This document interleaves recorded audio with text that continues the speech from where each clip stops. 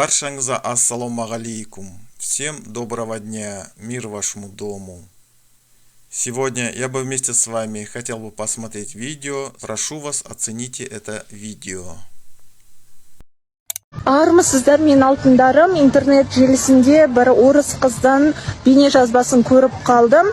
Сонда айтып жатқаны, мен қазақ мектебін бітірдім, менің сіңілім орыс мектебін бітірді. Мен қазақ тілін білемін, ол білмейді. Енді қазақ тілін оқуға мәжбүр дейді. Өте қызық нәрсе. Енді өзім жайлы айтып кетейін. Мен Анастасиямын. Қазақ мектебін бітірдім. Ал менің сіңілім, мен орыс мектебін бітірдім, және де жоғары оқу орнында орыс тілінде оқыдым. Бірақ біз үйде тек қазақша сөйледік. Сол себепті бұл адамға байланысты деп ойлаймын. Мектепке байланысты емес, қазақ мектебі, орыс мектебі болсын, барлығы отбасынан басталады.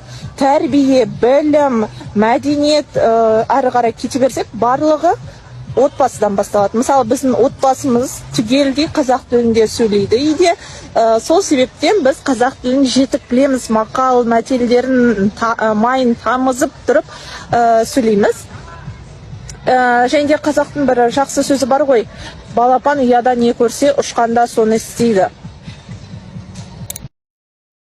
Прошу вас оценить это видео лайками и дизлайками.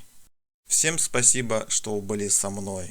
Всем пока, всем добра, до новых встреч. Удачи всем.